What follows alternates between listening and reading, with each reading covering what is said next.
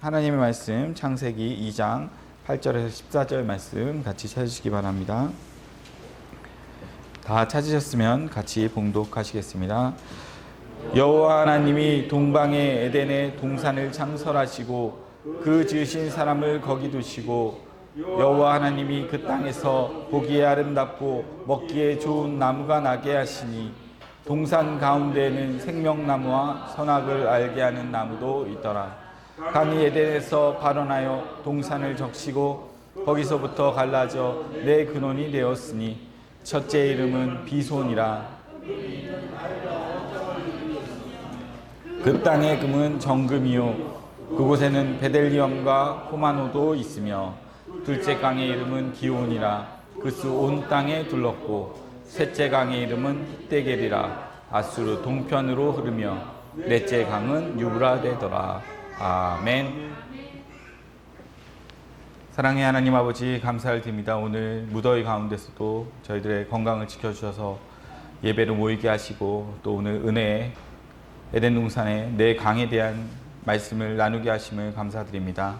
오늘 이 강 속에 숨겨둔 하나님의 그 놀라우신 뜻들을 우리가 깨닫는 시간이 되게 하시고 그것이 우리의 소망이 되는 시간이 되게 하여 주시옵소서. 예배의 시종을 주님께 의탁드리며 그리스도 되신 예수님 이름으로 기도드렸습니다. 아멘. 두 세계가 있습니다. 보이는 것은 보이지 않는 것으로 말미암았습니다. 이는 보이는 이 세상은 보이지 않는 하나님 나라에서 나온 것이라는 뜻입니다. 하나님은 하나님 나라에서 일어나는 일들을 이 세상에 두신 것입니다. 우리는 보이는 이 세상을 통해서 보이지 않는 하나님 나라를 보게 됩니다. 그것이 에덴 동산으로 나타났습니다. 에덴 동산은 하나님 나라를 모형하고 있습니다. 하나님은 에덴 동산의 구조 속에 보이지 않는 하나님 나라를 미니어처처럼 세팅해 두셨습니다. 오늘 본문을 보면 강이 에덴에서 발원하여 동산을 적시고 네 근원이 되었다고 합니다. 이는 에덴과 동산은 구조적으로 다른 세계임을 알 수 있습니다. 에덴은 생명수의 발원지가 되고 동산은 그 아래 동네가 되는 것입니다. 물은 위에서 아래로 흐르도록 되어 있습니다. 그럼 강이 에덴에서 발원하여 동산으로 흐른다는 것은 에덴은 동산 위에 있는 세계가 되는 것입니다. 알다시피 에덴에서 흐르는 물이 생명수입니다. 이러면 에덴 아래 동산에 거하고 있는 아담은 에덴에서 공급해주는 생명수로 살아가는 자가 됩니다. 에덴은 생명을 수여하는 창조주 입장에 있고 동산은 생명을 수여받는 피조물 입장에 있는 것이 됩니다. 구조적으로 보면 에덴은 3층이고 동산은 2층이고 에덴 동산 밖은 1층이 되는 것입니다. 동산에 거하는 아담에게는 에덴은 하늘 위에 있는 곳으로서 감추어진 세계가 되는 것입니다. 아담 입장에서는 동산은 보이는 세계이고 에덴은 보이지 않는 세계가 되는 것입니다.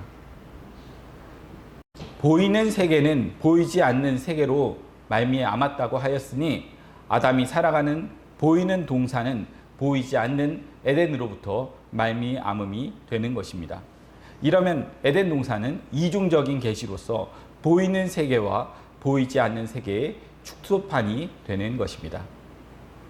하나님은 아담을 흙으로 만드시고 난 후에 깊이 잠들게 하시고 아담 속에서 갈비뼈 하나를 취하여서 여자를 만드십니다. 이것은 예수님께서 십자가에서 옆구리에 물과 피를 쏟으시고 하나님의 아들들을 낳는 것을 예표하고 있습니다. 사도 바울은 아담과 하와 이야기는 예수 그리스도와 교회의 비밀이라고 하였습니다. 이렇게 되면 에덴 동산에서 일어나는 이야기들은 예수 그리스도와 교회에서 일어나는 이야기들을 말해주고 있음을 알 수 있습니다. 에덴 동산에서 일어나는 일들을 들여다보면 하나님께서 역사 속에서 하시고자 하는 일들을 알 수가 있습니다. 비록 희미하지만 그 내용을 어렴풋이 알 수가 있습니다. 에덴 동산에서 일어난 일이 실상으로 나타난 것이 예수 그리스도와 교회의 이야기인 것입니다. 오늘은 에덴과 동산, 그리고 에덴에서 발원하여 동산을 적시고 사방으로 흘러가는 네 강에 대하여 살펴볼까 합니다. 이 그림이 잘 이해가 되면 우리의 구원이 어떠한 식으로 이루어지게 되는지를 알 수 있게 될 것입니다. 동산에서 에덴은 보이지 않습니다. 이는 이 세상에서 하나님 나라를 본 것과 같습니다. 알다시피 세상은 땅이고 하나님 나라는 하늘입니다. 땅에서 하늘에 있는 하나님 나라는 보이지 않습니다. 이는 믿음으로만 볼 수 있습니다. 인간의 이성은 자기가 경험한 것을 믿음으로 가지고 있습니다. 이는 성경이 말하는 믿음과는 다른 것입니다. 성경이 말하는 믿음은 보지 않고 믿는 것을 말합니다. 그러나 인간들은 보아야지 믿는다고 합니다. 보지 않고 어떻게 믿느냐고 합니다. 이러한 사고가 신을 판단하는 것에도 적용이 됩니다. 그리스 신화를 보면 인간들의 신관이 잘 투영되어 있습니다. 그리스 신화에 나오는 신들은 모두가 사실 인간들입니다. 인간을 영웅화한 것이 신들입니다. 이는 보이지 않는 신을 형상화한 것입니다. 하나님께서 하나님을 형상화하지 말라는 것은 하나님은 인간들에게 감지되는 분이 아니시기 때문입니다. 에덴 동산에서는 아담이 하나님과 함께 살았습니다. 에덴 동산에서는 하나님을 형상화할 필요가 없었습니다. 왜냐하면 하나님과 함께 살았기 때문입니다. 하나님을 형상화한 것은 에덴 동산에서 쫓겨나면서부터입니다. 하나님을 볼 수가 없으니까 하나님을 자기 나름대로의 상상으로 형상화하기 시작한 것입니다.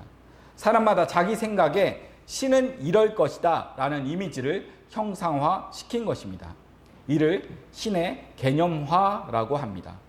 아담의 후손들은 하나님을 한 번도 뵌 적이 없습니다. 그러다 보니 자기들 생각으로 하나님을 이미지화하기 시작한 것입니다. 인간들의 생각으로 만든 형상화된 하나님이 나타나기 시작한 것입니다. 하나님은 이렇게 생겼을 거야. 하나님은 이런 분이실 거야. 하나님은 이런 걸 좋아하시고 저런 걸 싫어하실 거야. 각자 자기 생각의 신들을 만들기 시작한 것입니다. 그리고 자기들 생각으로 하나님을 섬기기 시작하였습니다. 드디어 하나님이 우상화되기 시작한 것입니다. 인간들은 저마다의 생각으로 갖가지 형상의 하나님을 만들어서 섬기고 있습니다. 그래서 인간의 수만큼이나 신도 많다고 하는 것입니다. 바울이 아덴에 가니까 사람들이 수많은 신전들을 만들어 놓고 섬기는 것을 보았습니다. 심지어 알지 못하는 신에게라는 제단도 만들어서 제사를 드리고 있는 것입니다. 이 세상을 우상으로 가득하다고 말하는 것도 사람마다 각자의 생각으로 신을 이미지화하여서 섬기고 있기 때문입니다. 이 모두가 자기가 보아야지만 믿는다고 하는 인간들의 믿음 체계 때문입니다. 인간들에게는 보이지 않는 신은 신이 아닌 것입니다. 그래서 인간들은 보이지 않는 하나님은 섬김의 대상에서 제외시켜 버린 것입니다. 보이지 않는 신은 인간들의 신관에서 벗어나 있기 때문입니다. 보이는 것을 믿음으로 가지고 있는 인간에게는 보이지 않는 하나님을 믿는다는 것은 불가능한 것입니다. 인간들에게는 하나님을 형상화하여서 섬기는 우상숭배 신앙은 필연적일 수밖에 없는 것입니다. 허공에다 섬길 수는 없으니까 뭔가 형상이라도 만들어 놓고서 섬기게 되는 것입니다. 자기가 만든 조각물을 신이라고 섬기는 것이 인간입니다. 이게 죄인의 어리석음입니다. 이러한 사고가 교회 안에 그대로 자리 잡고 있습니다. 성전을 신전화하는 신앙으로 발전을 한 것입니다.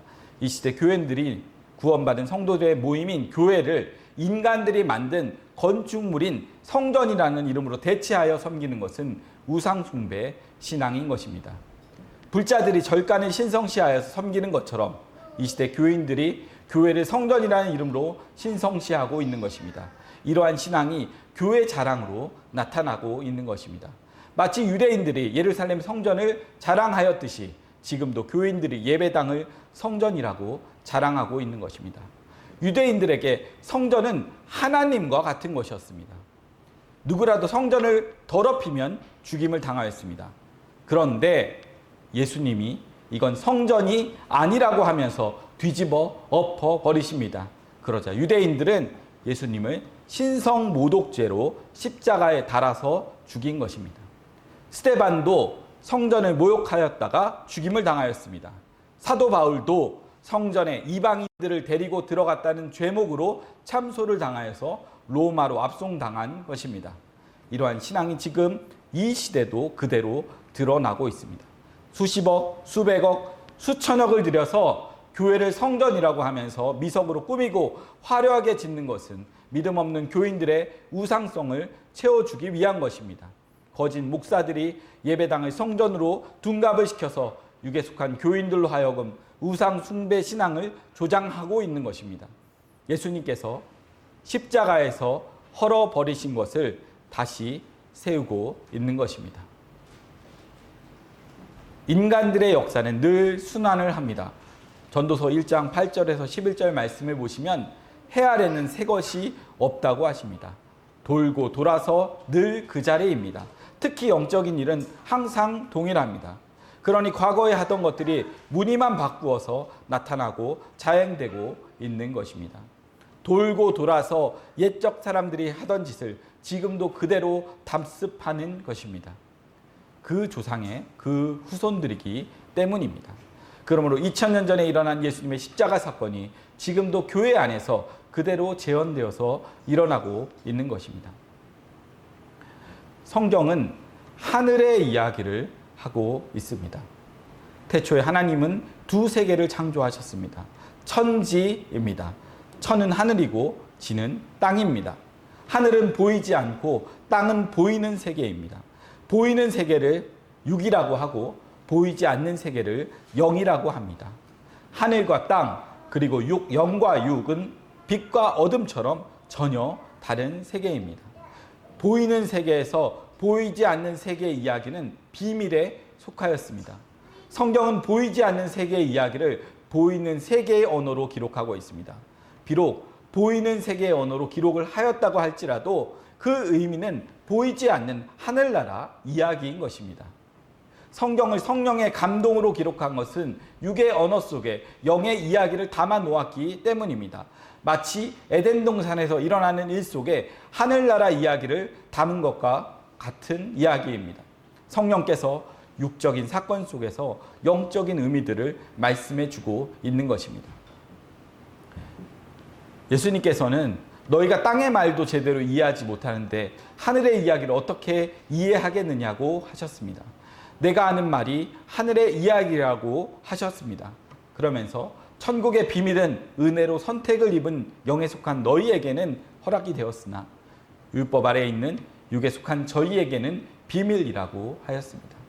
그래서 예수님의 말씀을 알아듣는 사람도 있고 알아듣지 못하는 사람도 있는 것입니다. 예수님은 보이지 않는 세계인 하늘나라에서 오셨습니다. 그러므로 예수님께서 하시는 말씀은 모두가 하늘나라 이야기인 것입니다. 예수님의 말씀은 하늘나라 이야기로 들어야 합니다.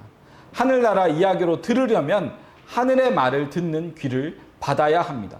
그래서 예수님은 자기 백성들에게는 성령을 보내주신 것입니다. 성령이 예수님의 말씀을 하늘나라 이야기로 깨닫게 해주시는 것입니다. 모든 성경이 하늘나라 이야기니까 성령께서는 모든 성경을 하늘나라 이야기로 풀어주시는 것입니다. 하나님은 에덴 동산에서 일어나는 일을 가지고 역사 속에서 펼쳐가는 자기 백성들의 구원 이야기를 설명해주고 있는 것입니다. 오늘 살펴볼 에덴 동산의 내강 이야기도 성령께서는 하늘나라 이야기로 풀어주십니다. 오늘 본문을 보시면 강이 에덴에서 발원하여 동산을 적시고 거기서부터 갈라져 네 근원이 되었다고 합니다. 먼저 에덴 동산의 구조부터 봅니다. 강의 발원지인 에덴이 있고 그 강물을 받아서 생명을 피우는 동산이 있습니다. 그리고 동산에서 네 동네로 갈라져 갑니다. 네 동네는 동산과는 또 다른 동네인 것입니다. 하윌라와 구스와 아수르와 유브라데는 동산 바깥에 있는 동네들입니다. 이렇게 되면 제일 위에 에덴이 있고 중간에 동산이 있고 맨 아래에 각각의 이름을 가진 동네가 있는 것입니다.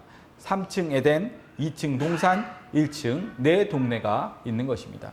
이건 마치 창세기 1장의 새 하늘과 같습니다. 창세기 1장을 보면 궁창 윗 동네와 궁창 아래 동네가 있습니다. 궁창 윗 동네와 궁창 아래 동네를 구분하는 것도 궁창이라는 동네입니다. 윗 동네와 아래 동네를 구분짓는 궁창을 하늘이라고 합니다. 궁창이라는 말은 하늘이라는 뜻입니다. 가운데 궁창도 하늘이고 위에 있는 궁창도 하늘이고 아래에 있는 궁창도 하늘입니다. 맨 아래 하늘을 첫째 하늘이라고 하고 중간에 있는 하늘을 둘째 하늘이라고 하고 맨 위에 있는 하늘을 셋째 하늘이라고 합니다. 구원이 뭐냐? 아래 동네에 있던 사람이 윗 동네로 올라가는 것입니다. 그런데 아래에서 위로 올라가려면 그 중간에 있는 동네를 지나가야 합니다. 중간에 있는 동네에서 길을 열어주지 않는다면 올라갈 수 없습니다. 그런데 하나님께서 중간에 있는 궁창의 길을 열어주셨습니다. 그것이 예수님의 십자가 사건입니다. 예수님이 십자가에서 위에 있는 하늘로 가는 길을 열어주신 것입니다. 이를 하늘이 열렸다고 합니다. 예수님이 십자가에서 죽으실 때 성소의 휘장이 위로부터 아래로 찢어진 것은 하나님 나라로 갈 수 있는 하늘의 길을 여신 것입니다. 이를 새롭고 산 길이라고 합니다. 예수님께서 자기 육체로 새롭고 산 길을 내신 것입니다. 누구라도 예수를 통하지 않고서는 하늘로 나아갈 수 없는 것입니다. 예수님께서 자기 백성들을 위하여 가운데 궁창에 하늘길을 열어주시려고 십자가에 죽으신 것입니다. 위에 있는 하늘은 예수 그리스도를 통하지 않고서는 갈 수 없습니다. 그래서 천하에 예수 이외에는 구원받을 길이 없다고 하신 것입니다. 이를 예수님께서는 나는 길이요 진리요 생명이라고 하시면서 누구든지 나로 말미암지 않고서는 아버지께로 갈 수 없다고 하신 것입니다. 무명의 세계와 유명의 세계가 있습니다.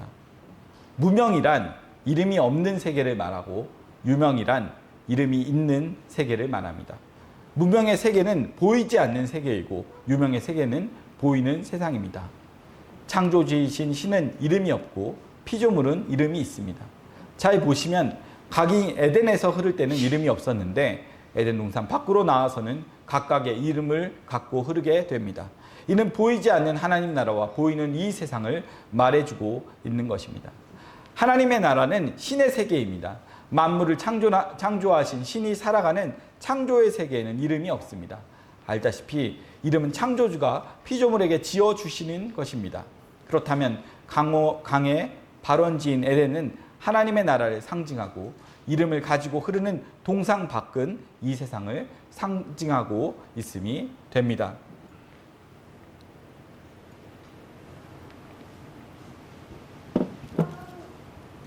이름이 있는 것과 이름이 없는 것의 차이는 무엇인가요? 이름 속에는 뜻이 담겨 있습니다. 창조주가 피조물에게 이름을 지어줄 때는 피조물의 특성을 이름 속에 담아 놓으셨습니다. 이름은 고유 명사입니다. 이는 그 이름만이 갖고 있는 뜻이 있기 때문입니다. 이름을 가졌다는 것은 이름이 담고 있는 속성을 품고 있다는 뜻입니다. 즉 각자의 삶이 있다는 뜻입니다. 부모가 자녀를 낳게 되면 제일 먼저 이름을 지어줍니다. 아무런 의미가 없이 개똥이니 소똥이니라고 짓지 않습니다. 이름 속에 부모의 마음이 담겨 있습니다. 부모가 자녀의 이름을 지어줄 때 너는 장차 이러한 사람이 되었으면 좋겠다는 뜻으로 지어주게 됩니다. 이처럼 이름 속에는 부모님이 바라는 것이 들어가 있는 것입니다. 예수님도 아버지로부터 이름을 받아서 이 세상에 오셨습니다. 요한복음 1장 1절에서 3절 말씀을 보시면 사도 요한은 태초에 하나님 나라를 보았다고 하십니다. 태초라는 말은 피조세계 밖을 말합니다. 흔히들 말하는 신들 삼위 하나님이 사는 나라입니다. 이를 영적 세계이라고 합니다. 태초에 말씀이 계셨습니다. 그 말씀이 하나님과 함께 계셨습니다. 그런데 그 말씀도 하나님이시라고 합니다. 잘 보시면 복수의 하나님들이 계시는 것입니다. 하나님이라고 하는 하나님과 말씀이라고 하는 하나님이 함께 계신다는 말입니다. 이 사실을 증거하시는 하나님도 계시는데 이를 성령 하나님이라고 합니다. 사도 요한은 자신의 다른 성경인 요한일서에서 이 부분을 명확하게 말해주고 있습니다. 사도 요한은 태초부터 있는 생명의 말씀을 보았다고 합니다. 요한복음에서는 그냥 말씀이라고 하는데 요한일서에서는 생명의 말씀이라고 합니다. 그런데 그 생명의 말씀을 눈으로 보고 귀로 듣고 손으로 만졌다고 합니다. 이 말은 생명의 말씀이신 하나님이 인간들의 모습으로 오셨다는 것입니다. 그래서 손으로도 만지고 그의 말을 귀로도 듣고 눈으로도 보았다고 하는 것입니다.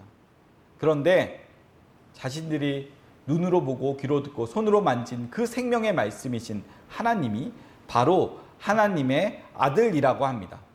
그 이름을 예수 그리스도라고 합니다.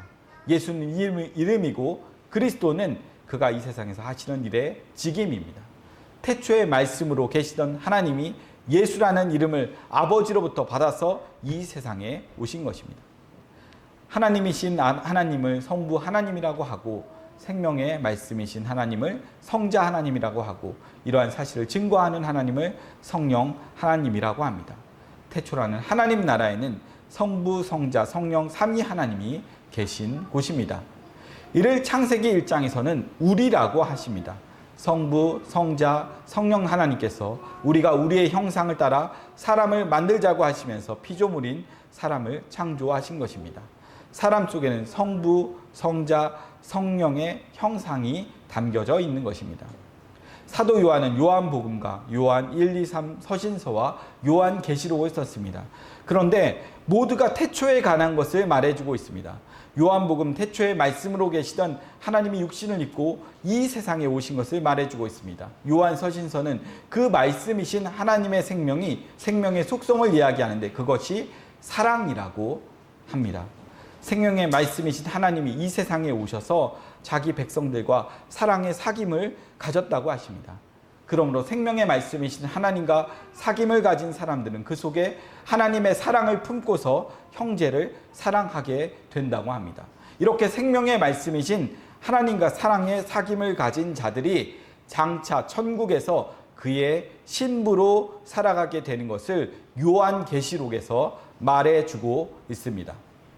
요한계시록은 하나님 나라 모습을 말해주고 있습니다. 왜 12제자 중에서 유일하게 사도 요한에게만 태초의 하나님 나라에 관한 것을 알려주셨을까요? 이는 사도 요한이 유일하게 예수님의 품에 안긴 사도였기 때문입니다. 그리고 사도 요한만이 유일하게 예수님의 십자가 아래까지 따라간 제자였기 때문입니다. 예수님께서 사도 요한에게 어머니를 맡기셨습니다. 예수님의 어머니 마리아는 예수를 잉태한 성도들의 모임인 교회를 상징하고 있습니다. 예수로 나아지고 그 속에 예수를 품고 살아가는 성도들이 바로 태초라는 하나님 나라에 가서 예수 그리스도의 신부로서 살아가게 되는 것입니다. 그래서 예수님의 재림을 어린 양의 혼인잔치라고 하는 것입니다. 사도 요한이 예수님의 품에 안겼다는 것은 신부라는 뜻입니다. 그래서 하나님은 예수님의 신부인 사도 요한에게 태초라는 하나님 나라의 비밀들을 알려주신 것입니다. 이름 속에는 각각의 의미가 담겨져 있다고 하였습니다. 에덴에서 발원하여 동산을 적시고 사방으로 흘러가는 네 강의 이름 속에도 하나님의 뜻이 담겨져 있는 것입니다.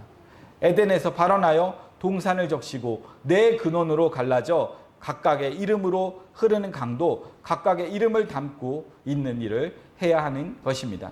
생명수 강이니까 각자의 이름이 품고 있는 생명을 낳는 일을 해야 하는 것입니다. 음식이 사람의 성격을 만든다고 합니다. 이는 역설적으로 말하면 사람은 성격에 맞는 음식을 먹게 된다는 뜻이기도 합니다. 그래서 초식 동물들은 온순하고 육식 동물들은 사나운 것입니다.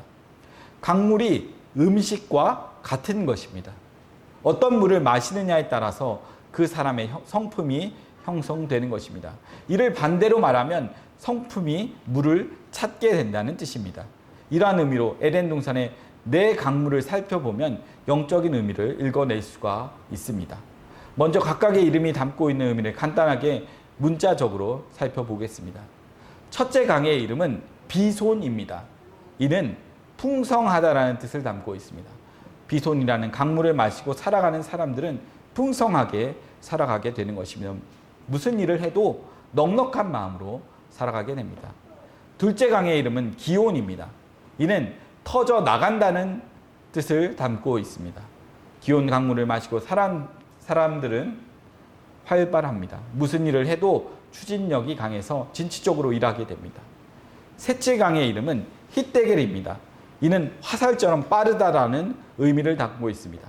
히데겔 강물을 마시는 사람들은 빠릅니다. 무슨 일을 하면 굼뜨지 않고 즉각적으로 추진하고 실행을 합니다. 넷째 강의 이름은 유브라데입니다. 이는 달콤하다라는 뜻을 담고 있습니다. 유브라데 강물을 마시는 사람들은 달콤합니다. 무슨 일을 해도 긍정적으로 생각하고 사람들의 마음을 편안하게 해줍니다. 이것은 교훈적인 것입니다. 영적인 의미는 신약에서 강물이 의미하는 것이 무엇인지를 알면 알 수가 있습니다.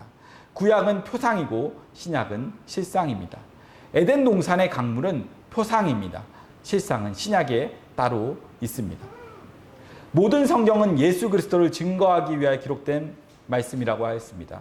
예수님께서 친히 너희가 성경에서 영생 얻을 줄 상고하거니와 이 성경은 모두 나에 대하여 기록한 것이다 라고 말씀하셨습니다.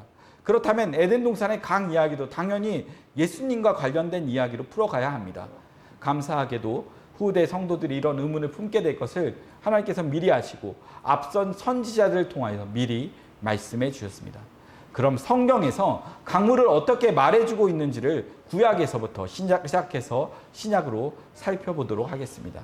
하나님께서 구약의 선지자 에스겔에게 에덴 동산의 강을 보여주셨습니다.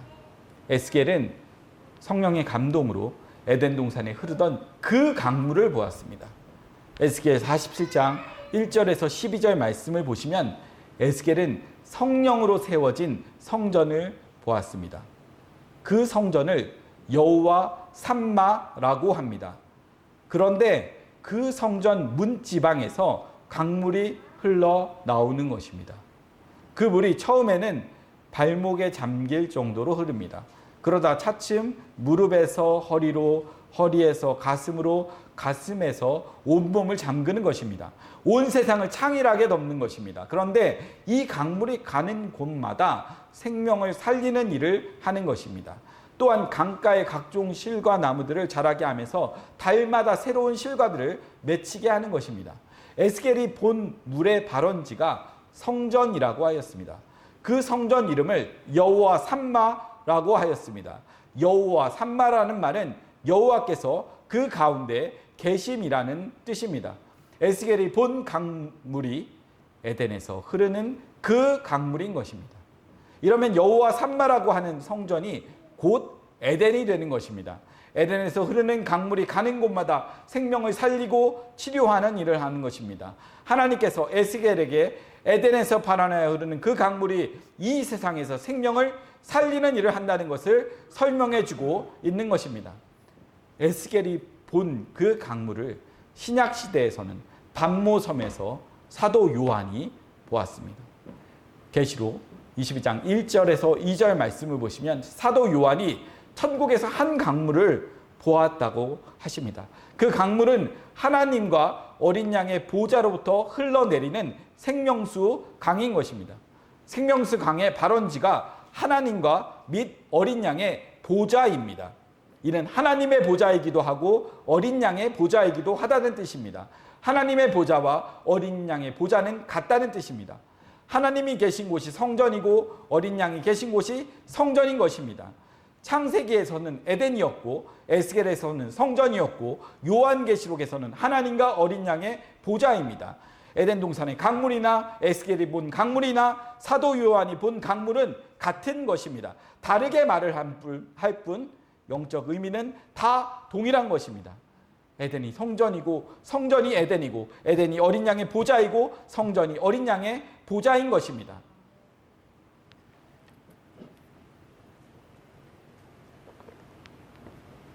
그런데 예수님께서도 이 생명수 강 이야기를 말씀하셨습니다. 요한복음 4장 3절에서 14절 말씀을 보시면 예수님께서 갈릴리로 가시는 도중에 사마리아로 가십니다. 사마리아에 있는 수가라는 동네의 한 우물에 물을 기르러 온 한 여자를 찾아가십니다. 그리고 그 여자에게 생수에 관한 이야기를 해주십니다. 예수님이 주는 물을 마시면 영원히 목마르지 아니하다고 하십니다. 그러자 여인이 그런 물이 있으면 자기에게 좀 달라고 합니다. 이 예수님은 내가 주는 물은 사람들 속에서 영생하도록 솟아나는 물이라고 합니다. 영생하도록 솟아나는 물을 생수의 강이라고 합니다. 요한복음 7장 37절에서 39절 말씀을 보시면 예수님께서 누구든지 목마르거든 내게로 와서 마시라고 하십니다. 초막절이 되면 성전에 물을 붓는 행사를 합니다. 그럼 성전 아래로 물이 흘러가게 됩니다. 이는 에덴에서 물이 흘러 동산을 적시는 것을 시연하는 것입니다. 예수님께서 초막절에 행하여지는 물 행사를 보시고 그 물은 사람 속에서 영생하도록 솟아나는 생수의 강이라고 하였습니다. 그리고 그 생수의 강을 성령이라고 하십니다. 창세기에서는 에덴에서 흐르는 강이고 에스겔에서는 성전에서 흐르는 물이고 요한계시록에서는 하나님과 어린 양의 보좌에서 흘러나오는 강이고 요한복음에서는 성도들 속에서 솟아나는 강입니다. 예수님은 생수의 강을 믿는 자들이 받을 성령이라고 하셨습니다. 수가성 여인에게 주신다고 하신 샘물은 성령을 말하고 있는 것입니다. 에덴에서 발원하여 동산을 적시고 사방으로 흐르는 강물의 실체가 밝혀졌습니다. 강물의 근원지로 본다면 에덴이나 성전이나 어린 양의 보좌나 성도의 심령이나 동일한 것임을 알 수 있습니다. 창조 시대에 에덴에서 흐르는 물이나 구약의 에스겔 시대의 성전에서 흐르는 물이나 예수님의 초림 때 성도들 속에서 흐르는 물이나 예수님의 재림 후 새 하늘과 새 땅에서 흐르는 물이나 다 동일한 물입니다. 하나님의 보좌로부터 흐르는 강물은 영원토록 변하지 않는 물입니다. 다만 시대에 따라서 다르게 표현하고 있을 뿐입니다. 이것은 곧 에덴에서 발원하여 흐르는 강물이 동산을 적시고 사방으로 흐르면서 지역에 따라 각각의 이름으로 흐르는 것과 같은 것입니다. 에덴에서 발원하여 동산을 적시고 내 근원으로 흐르는 물은 그 근원은 같습니다. 다만 흐르는 동네에 따라서 이름만 다를 뿐입니다. 각 동네마다 히데겔이나 유브라데나 기온이나 비손이라는 이름으로 흐른다고 할지라도 그 본질은 같은 물입니다. 장소도 마찬가지입니다. 창세기식으로 말하면 에덴이고 에스겔식으로 말하면 성전이고 요한계시록식으로 말하면 하나님과 어린 양의 보좌이고 요한복음식으로 말하면 성도들의 심령인 것입니다. 성령이 임한 성도의 심령이 바로 에덴이고 성전이고 하나님과 어린 양의 보좌인 것입니다. 에덴 동산에서는 강물로 흘렀는데 지금은 성도의 심령 속에서 성령으로 흘러 넘칩니다. 이렇게 되면 에덴 동산의 강 이야기는 먼 나라 이웃 나라 이야기가 아니고 우리 안에서 일어나는 이야기가 되는 것입니다. 우리 안에 네 강이 흐르고 있는 것입니다. 네 강의 이름이 각각 다르듯이 우리 안에서 일어나는 성령의 역사하심도 이름만큼이나 다르게 역사를 하십니다. 성경 이야기들이 성도들 속에서 일어나게 되는 것입니다. 에덴 동산의 아담과 하와 이야기가 우리 안에서 예수 그리스도와 우리의 이야기로 들려지게 되는 것입니다. 에스겔의 성신으로 지어진 여호와 삼마의 이야기가 우리 안에서 일어나고 있는 것입니다. 요한계시록에 하나님과 어린 양의 보좌에서 흘러나와서 달마다 12가지 과실을 맺고 만국을 소송케 하는 일들이 우리 안에서 일어나고 있는 것입니다. 창세기에서부터 요한계시록까지 성경 이야기가 우리 안에서 이루어지고 있는 것입니다. 창세전에 예정된 예수 그리스도의 피 흘리심으로 구원받아서 하나님의 아들들이 되는 이야기가 지금 현재 우리 안에서 일어나고 있는 것입니다. 성경은 우리의 구원 이야기를 하고 있는 것입니다. 이 사실이 믿어질 때 우리의 구원이 우연히 일어난 것이 아니고 창세전부터 예정된 것임을 알 수 있어집니다. 이것이 믿어져야 이 세상을 이길 수 있는 것입니다. 성령이 그 안에 임한 성도는 이 사실이 믿어지게 되어 있습니다. 그럴 때 우리의 구원이 장난이 아니구나, 엄청난 사건이구나, 죽었다가 부활하신 예수님의 이야기가 나의 이야기가 되는 것입니다. 동화 속 이야기만 같던 에덴 동산의 아담과 하와 이야기가 바로 우리의 이야기였던 것입니다. 그 이야기가 지금 우리 안에서 일어나고 있는 것입니다. 놀라운 사건인 것입니다. 예수님이 재림하시고 새 하늘과 새 땅이 임한다는 이야기가 소설이 아니라 실제인 것입니다. 과거에는 막연하게 느껴지던 것들이 이제는 사실로 믿어지는 것입니다. 천국과 지옥이 동화 속 이야기인 줄만 알았는데 이제는 실제로 믿어지는 것입니다. 죽어도 다시 산다는 것이 실제로 믿어지는 것입니다. 이 모두가 성령께서 성도들의 심령 속에서 생수의 강처럼 흘러넘치기 때문입니다. 그럼 에덴에서 발원하여 동산을 적시고 사방으로 흐르는 강물들이 어떤 일을 하는지를 통해서 지금 우리 안에 오신 성령께서 무슨 일을 하시고 있는지 살펴보도록 하겠습니다. 강물이 네 곳으로 갈라져 흐른다는 말은 동서남북 온 세상으로 흐른다는 말입니다. 장소적으로 말하면 5대양 6대주로 흐른다는 뜻입니다. 인종과 민족으로 말하면 온 세계 모든 나라와 민족에게 흐른다는 말입니다. 즉 예수 그리스도는 온 세상의 모든 나라와 모든 민족 속에서 자기 백성들을 구원하는 일을 하신다는 뜻입니다. 성경은 온 세상에 증거되는 하나님 말씀입니다.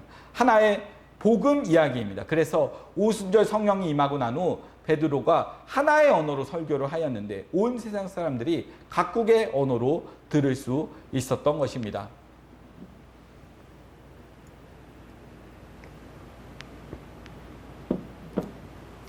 아프리카에서 증거되는 예수나 유럽에서 증거되는 예수나 아시아에서 증거되는 예수나 오세아니아에서 증거되는 예수나 아메리카에서 증거되는 예수나 다 동일한 다른 것입니다. 예수 그리스도는 온 세상의 구원자이십니다. 흑인도 예수로 구원을 받고 백인도 예수로 구원을 받고 황인종도 예수로 구원을 받습니다. 성령은 국가와 민족과 인종을 따지지 않고 예수가 믿어지게 하는 일을 하십니다. 강물이 각각의 이름으로 흐른다는 것은 성령의 다양한 사역을 말하고 있습니다. 그래서 성령의 특징을 여러 가지로 말해주고 있는 것입니다.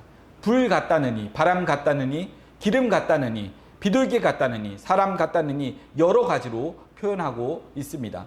이는 성령이 각 사람에게 일하시는 특성을 말해주고 있습니다. 어떤 이는 불같이 일하고, 어떤 이는 바람처럼 일하고, 어떤 이는 기름처럼 일하고, 어떤 이는 비둘기처럼 일을 하는 것입니다. 에베소서에서 말하는 은사는 교회 안의 직분적인 은사들이라고 한다면 로마서의 은사들은 교회 안의 성도를 돌아보는 사역적인 은사이고 고린도전서의 은사들은 각 성도들의 신앙의 유익을 위한 은사들인 것입니다. 한 성령이지만 그 역사는 다양함을 말해주고 있습니다. 중요한 것은 각자 사역은 다르지만 모두가 한 성령으로 봉사하는 것이고 그리스도의 몸을 위하여 주셨다는 것입니다. 나타나는 현상은 다양하지만 그 근원은 같은 것입니다. 근원이 같기 때문에 차별이 없는 것입니다. 차별이 없으므로 다툴 일이 없는 것입니다. 각자 받은 은사로 감사함으로 섬기면 됩니다. 하지만 만약에 그리스도의 몸을 해치는 것이라고 한다면 그는 한 성령을 마신 자가 아니므로 용납해서는 안 됩니다. 작은 누룩이 온몸에 퍼지듯이 악은 작은 모양이라도 버리라고 하셨습니다. 그래서 사도 바울은 고린도 교회 안에 이방인의 사고로 살아가는 자들을 쫓아내라고 강력하게 경고를 하였던 것입니다. 무슨 말을 하는지를 보면 그 영의 출처를 알 수 있습니다. 천사의 말을 할지라도 예수 그리스도의 사랑이 나오지 않으면 아무것도 아니고 크고 비밀한 것을 말할지라도 예수 그리스도의 사랑이 나오지 않으면 아무것도 아니고 자기 몸을 불사르는데 내어줄지라도 예수 그리스도의 사랑이 나오지 않으면 아무것도 아니고 산을 옮길 만한 큰일을 하고 내게 있는 것으로 구제를 하였다 할지라도 예수 그리스도의 사랑이 나오지 않으면 아무것도 아닌 것입니다. 성령은 예수 그리스도의 영입니다. 그러므로 예수 그리스도만 증거합니다. 예수 그리스도만 자랑합니다. 성령은 예수 그리스도의 것으로 살아가게 하십니다. 그러므로 성령으로 살아가는 성도는 예수 그리스도의 것으로 사랑하고 예수 그리스도만 자랑하게 되어 있는 것입니다. 에덴에서 흐르는 생명수강은 예수 그리스도의 영입니다. 에덴에서 흘러나오는 강물을 마신 자들은 예수 그리스도만 자랑하게 되어 있습니다. 예수 그리스도의 의만 자랑하고 예수 그리스도의 피로 맺은 새 언약만을 증거하게 됩니다. 사람은 자기 안에 있는 것을 말할 수밖에 없습니다. 쌓은 선에서 선을 내어놓고 쌓은 악에서 악을 내어놓습니다. 선은 하늘의 말이고 악은 땅의 말입니다. 하늘에 속한 자는 하늘에 신령한 것을 말하고 땅에 속한 자는 땅에 속한 육신적인 것들을 말하게 되어 있습니다. 그러므로 교회 안에서도 하늘의 소망을 두고 예수 그리스도의 의를 증거하고 예수 그리스도를 자랑한다고 하면 에덴에서 흐르는 한 성령을 마신 형제로서 사귐을 가져야 하지만 인간의 의를 자랑하거나 이 땅에 소망을 두고서 세상 것을 쫓아가는 자들은 근원이 다른 물을 마신 자들이므로 멀리해야 하는 것입니다. 유유상종입니다. 예수님은 건축자들이 버린 돌이라고 하셨습니다. 바리새인들이 율법으로 짓는 집에는 은혜라는 예수는 합당치가 않았습니다. 그래서 율법주의자들은 예수를 이단이라고 버렸습니다. 그런데 하나님은 율법주의자들로부터 버림당한 그 예수를 가지고 새로운 집을 지으셨습니다. 예수님을 모퉁이 돌로 삼아서 은혜와 사랑과 긍휼이라는 집을 짓는 것입니다. 자비의 집을 짓는 것입니다. 그것이 예수 그리스도의 피로 맺은 새 언약으로 세워진 신약의 교회입니다. 하나님은 예수 그리스도의 피로 세워진 교회를 하늘 예루살렘이라고 하십니다. 그럼 이제부터 에덴 동산에 강물이 흐르면서 어떤 일들을 일으키는지를 살펴보도록 하겠습니다. 에덴에서 발원하여 흐르고 동산을 적시고 네 근원으로 갈라져서 흘러나가게 됩니다. 근원이라는 말은 히브리어로 야자라고 하는데 이는 시작한다는 의미도 있지만 양육한다라는 뜻도 있습니다. 이를 직역하면 시작도 하고 양육도 한다는 뜻입니다. 알다시피 에덴에서 발원하여서 흐르는 강은 성령을 상징한다고 하였습니다. 그럼 성령도 새로운 피조물로 거듭나게도 하시지만 거듭난 자들을 양육하신다는 뜻이기도 합니다. 예수님은 성령을 다른 보혜사라고 하셨습니다. 보혜사란 돕는 분이라는 뜻입니다.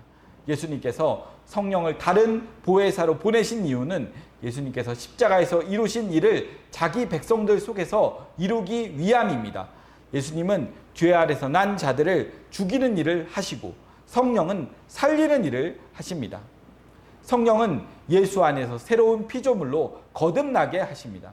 새로운 피조물로서의 삶이 시작된 것입니다. 이제부터 그리스도의 장성한 분량으로 자라가야 합니다. 이 일을 성령님께서 하시는 것입니다. 천국에서 살려면 천국 백성으로 자라감이 있어야 합니다. 그 일을 성령께서 성도 안에서 하시는 것입니다. 그래서 사도 바울은 성도 안에서 착한 일을 행하시는 분이 있다고 하였습니다. 빌립보서 1장 6절에서 11절 말씀을 보시면 너희 속에 착한 일을 시작하신 이가 그리스도의 예수의 날까지 이루실 줄을 확신한다고 하십니다. 착한 일이란 예수 그리스도로 말미암아 의의 열매가 가득하여서 하나님의 영광과 찬송이 되게 하는 것이라고 합니다. 한마디로 그 은혜의 영광을 찬송하는 것입니다. 이 일이 언제까지 이룬다고 하십니까? 그리스도 예수의 날까지라고 합니다. 이는 예수님이 재림하실 때까지를 말합니다. 성령께서 예수님이 재림하실 때까지 성도들을 예수 그리스도의 안에서 그 은혜의 영광을 찬미하는 사람으로 만들어 간다는 것입니다. 이를 그리스도의 장성한 분량으로 충만해진다고 합니다. 하나님께서 우리를 구원한 것은 그 아들의 형상을 본받기 위함입니다.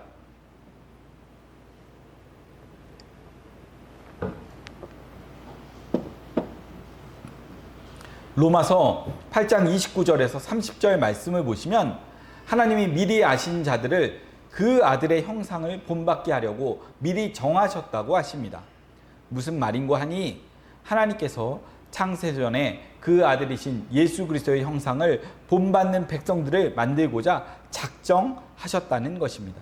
그래서 예수 그리스도 안에서 자기 백성들을 구원하신 것입니다. 자기 백성들을 그리스도의 형상으로 만들기 위함입니다. 이를 성령님께서 하시는 것입니다. 그것이 우리 안에서 이루는 착한 일입니다. 이 일을 성령께서 성도 안에서 그리스도 예수의 날까지 이루십니다. 우리가 천국에 가는 것은 어린 양의 신부로 갑니다. 신부라는 말은 신랑과 동질이라는 뜻입니다. 신랑과 살려면 신부도 신랑과 같아야 합니다. 신랑이 사람이면 신부도 사람이어야 합니다. 신랑이 신이면 신부도 신이어야만 합니다. 신랑이 사람의 몸으로 오신 것은 신부가 사람이었기 때문입니다.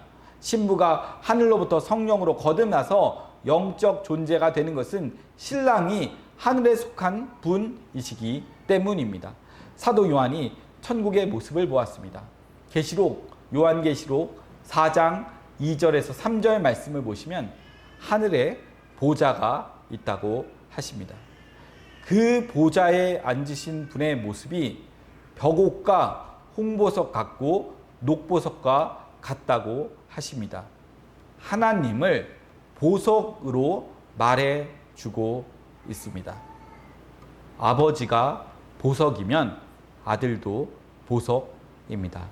신랑이 보석이면 신부도 보석이어야만 합니다. 그래서 하나님께서는 흙에 속한 자들을 보석으로 만드는 일을 하시는 것입니다. 성령이 그 아들의 형상으로 만들어 가는 것입니다. 이를 에덴에서 흐르는 강이 가는 곳마다 보석을 생산하는 것으로 나타내 주신 것입니다. 첫째 강이 금이 있는 하윌라 땅으로 흐릅니다. 그 땅의 금은 정금입니다. 그리고 그 땅에는 베델리엄과 호마노도 있습니다. 이것들은 모두가 보석들입니다. 정금이라는 말은 토브라고 하는데 이는 좋은, 선한, 기쁜, 친절, 사랑하는, 값진, 준비단이라는 형용사입니다. 이것은 선하다, 잘되다, 선을 행하다, 선하게 하다, 더 낫게 하다, 기쁘게 하다라는 동사에서 유래된 말입니다. 이것은 창세기 1장에서 천지와 만물을 창조하시고 난 후에 하나님이 보시기에 좋았더라는 말과 같은 뜻입니다. 하나님이 보기 좋게 창조를 하시고 난 후에 보시기에 좋았더라라고 말씀하신 것입니다. 베델리엄은 히브리어로 베도라흐라고 하는데 조각들, 베델리엄, 수지, 호박, 진주라는 뜻입니다. 호마노는 쇼함이라고 하는데 이는 희게하다라는 어휘를 가진 얼룩마노, 호마노, 녹주석이라는 뜻입니다.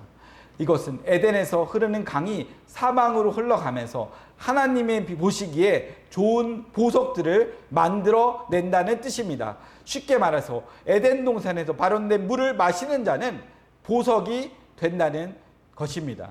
즉 성령을 받은 성도는 보석이란 말입니다. 구약 성경을 보면 보석의 실체가 무엇인지를 알 수 있습니다. 출애굽기 28장 1절에서 14절 말씀을 보시면 하나님께서 출애굽한 백성들에게 율법을 주시고 성막을 짓게 하십니다. 그리고 아론의 가문을 제사장 가문으로 선택을 하십니다. 아론은 대제사장으로 삼고 그의 아들들은 일반 제사장으로 삼습니다. 제사장은 매일 성소에서 제사를 드립니다. 그러나 대제사장은 1년에 단 한 번 지성소에 들어가서 제사를 드립니다. 이때 대제사장이 입는 옷 위에 12가지 보석으로 만든 흉패를 입고 들어갑니다. 12가지 보석은 12지파를 상징하는 것이라고 하였습니다. 이것은 대제사장이 이스라엘을 하나님께 바치는 것을 뜻합니다. 대제사장은 예수님을 예표합니다. 예수님께서 12사도를 선택하십니다. 12사도는 12지파를 예표하고 있습니다. 그럼 대제사장이 12지파를 안고 지성소로 들어가는 것은 신약식으로 말하면 예수님이 대제사장이 되어서 자기 백성들을 하나님께 바치는 것과 같은 것입니다. 예수님이 이 세상에 오신 것은 하나님의 백성들을 찾아내서 하늘나라로 데려가기 위함입니다. 바울은 이것을 나라를 아버지께 바친다고 하였습니다. 예수님이 재림을 하시면 모든 성도들을 하늘나라로 데리고 가십니다. 이것을 바울은 예수께서 나라를 아버지께 바치는 것이라고 하였습니다. 베드로는 성도를 일컬어 하나님 나라라고 하였습니다. 대제사장이 12가지 보석 달린 옷을 입고 지성소에 들어가는 것은 예수님이 12사도들의 신앙 고백을 가진 성도들을 아버지에게로 데리고 가는 것을 예표하고 있습니다. 그렇다면 신약에선 예수님에 의하여 하나님께 나아가는 성도가 곧 보석인 것입니다. 보석은 흙이나 돌이 큰 열에 의하여 만들어집니다. 이것은 흙에서 난 자가 불같은 성령의 말씀으로 거듭난 자들을 말합니다. 오순절 성령 강림 때 성령의 모습을 불의 혀 같다고 하였습니다. 이는 성령의 말씀이 불처럼 우리를 하늘의 사람으로 거듭나게 해주시기 때문입니다. 베드로는 이 사실을 증거해 주고 있습니다. 베드로전서 1장 23절에서 25절 말씀을 보시면 우리가 거듭난 것은 하나님의 살아있고 항상 있는 말씀으로 되었다고 하십니다. 하나님의 말씀이 흙이었던 우리를 하늘의 보석으로 만들어 주신 것입니다. 하나님의 말씀이 바로 예수님입니다. 예수님은 태초에 말씀으로 계시던 하나님입니다. 그런데 그 말씀이신 하나님이 육신을 입고 이 세상에 오신 것입니다. 이는 이 세상에 흙에 속한 자기 백성들을 하늘에 속한 보석으로 만들고자 하심입니다. 이는 하늘 예루살렘의 성을 짓고자 하심입니다. 하늘 예루살렘 성의 모습을 모형으로 주신 것이 성막입니다.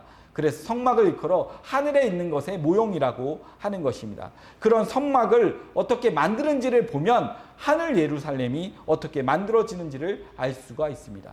성막 만드는 일을 살펴보겠습니다. 성막은 세 구조로 되어 있습니다. 뜰과 성소와 지성소입니다. 뜰에는 60개의 기둥을 세우고 포장을 칩니다. 이것은 성막의 울타리입니다. 그리고 울타리 안에 집을 짓습니다. 이를 성소라고 합니다. 성소를 짓는 데는 48개의 널판을 세워서 짓습니다. 성소의 널판은 조각목, 아카시아 나무에 정금을 입혀서 만듭니다. 조각목은 죄인을 상징하고 정금은 예수님을 상징합니다. 죄인을 예수님이 감싸고 있는 것입니다. 그러니까 예수님이 감싸고 있는 죄인으로 하나님이 거하는 집을 지은 것입니다. 조각목에 정금을 입힌 것은 죄인이 예수 그리스도의 의로 옷 입는 것과 같습니다. 예수 그리스도의 의로 옷을 입게 되면 죄인이 의로움을 입게 됩니다. 이것이 흙이 보석 되는 것입니다. 죄인이 보석이 될 수 있는 길은 예수님이 감싸 주실 때입니다. 예수님이 감싸 주시면 세리나 창기도 보석이 됩니다. 이 일을 성령께서 하시는 것입니다. 성령이 임하게 되면 무가치한 흙에 속한 죄인이 하늘나라의 존귀한 보석이 되는 것입니다. 예수님께서 성도를 보석으로 만들어서 하늘나라로 데려가시는 것은 하늘 예루살렘 성을 만들기 위함입니다. 예수님을 건축자들이 버린 돌이라고 하였습니다. 베드로전서 2장 4절에서 10절 말씀을 보시면 하나님께서는 예수님을 보배로운 돌이라고 하십니다. 이는 보석이라는 뜻입니다. 보석도 돌입니다. 그러니까 보배로운 돌이신 예수님도 보석인 것입니다. 그런데 하늘나라의 보석인 예수님이라는 돌이 이 세상의 건축자들에게 버림을 당하였습니다. 바리새인들은 인간의 의인, 이 세상의 의로 하나님의 집을 짓는 자들입니다. 인간의 의로 집을 짓는 자들에게는 예수 그리스도의 의로 집을 짓는 자들은 이단인 것입니다. 그래서 예수 그리스도의 의로 집을 짓는 자들도 예수님처럼 버림받는 돌이 되는 것입니다. 하나님은 이렇게 버려진 돌들을 주어서 예수라는 모퉁이 돌 옆에 벽돌들을 삼아서 하나님이 거할 신령한 집을 짓는 것입니다. 하나님이 거하는 신령한 집이 바로 하늘 예루살렘 성인 것입니다. 요한계시록 21장 10절에서 23절 말씀을 보시면 성령이 사도 요한을 데리고 크고 높은 산으로 데리고 와서 하늘로부터 내려오는 거룩한 성 예루살렘을 보여주십니다. 그 성은 12가지 각종 보석으로 만들어진 것입니다. 12가지 보석으로 지어진 성이 바로 어린 양의 신부들입니다. 구원받은 성도가 예수님의 신부들입니다. 성령이 죄인을 예수의 의로 감싸서 하늘나라 성전에 사용될 보석으로 만드신 것입니다. 천국에 지어지는 성전의 보석의 종류들은 한 가지가 아니고 12가지로 다양합니다. 하나님은 여러 가지 보석으로 성전을 지으시는 것입니다. 성도를 일컬어 한 성령을 마신 자들이라고 합니다. 그런데 성령의 은사는 다양한 모습으로 나타난다고 하였습니다. 이를 보석으로 말하면 서로가 다른 빛깔을 띠고 있다는 것입니다. 구약의 12지파는 아브라함에게서 나왔습니다. 신약의 12사도는 예수 그리스도 안에서 나왔습니다. 그러나 그 근원은 하나입니다. 근원은 하나이지만 12가지 색깔로 나타납니다. 이 땅의 교회는 하늘나라의 모형입니다. 교회 안에 성도들의 신앙 색깔은 12가지 보석들의 빛깔처럼 조금씩은 다를 수가 있습니다. 나와 색깔이 조금 다르다고 해서 배척하지 말아야 합니다. 저 사람도 주께서 부르셨다는 것을 알아야 합니다.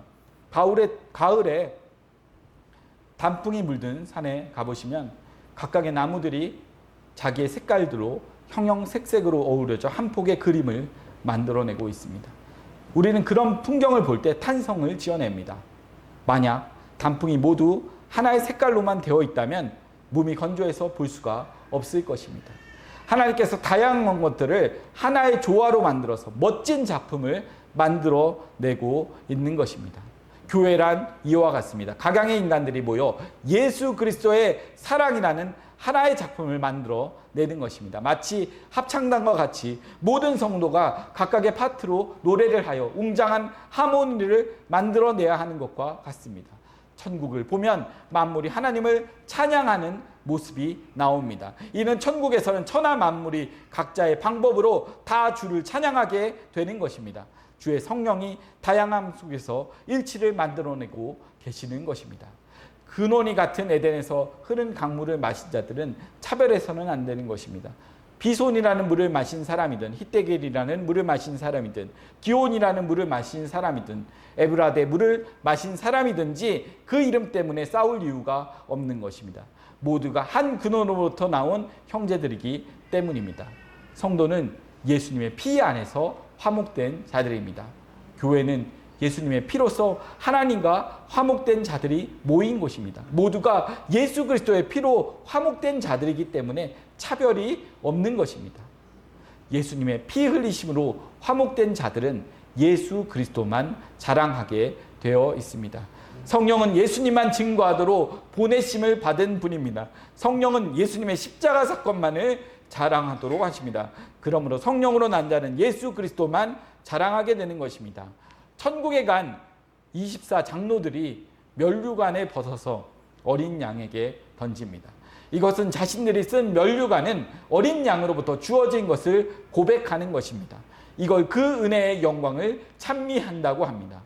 예수님께서 십자가에서 홀로 다 이루신 것을 찬양하고 감사하며 사는 자가 에덴에서 발원한 영원히 목마르지 아니하는 생명수 강물을 마신 자들입니다. 이들이 하늘나라 보석들입니다. 오직 예수 그리스도만 자랑하는 자들이 보석들인 것입니다. 이러한 보석들이 모인 곳이 하늘 예루살렘입니다.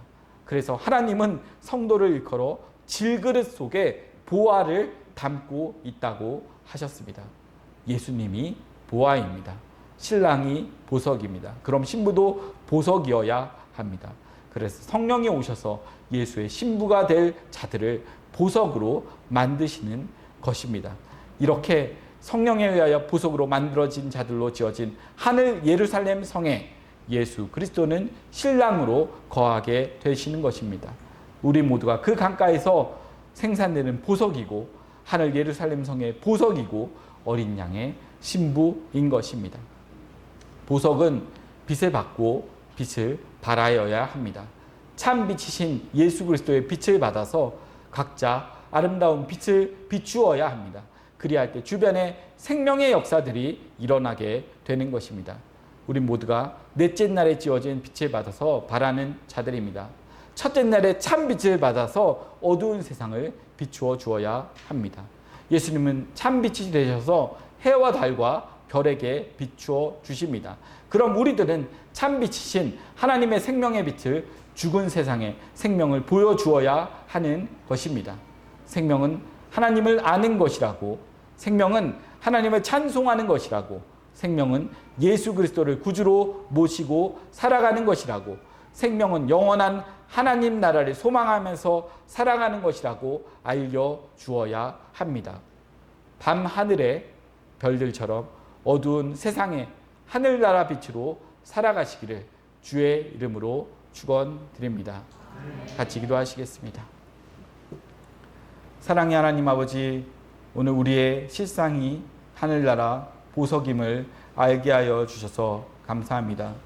이 세상의 허튼 소리들과 허탄한 이야기들로 저희들의 소망이 사라질 때 우리가 어떤 사람인지, 우리의 본질이 무엇인지, 우리를 보석 만들기 위하여 예수 그리스도께서 어떤 희생을 치르셨는지 우리가 잊지 않기를 바랍니다. 그리고 그 믿음이 우리를 소망으로, 주님의 나라를 소망하면서 살아갈 수 있도록 위로하여 주시옵소서. 감사하며 그리스도 되신 예수님 이름으로 기도드렸습니다. 아멘.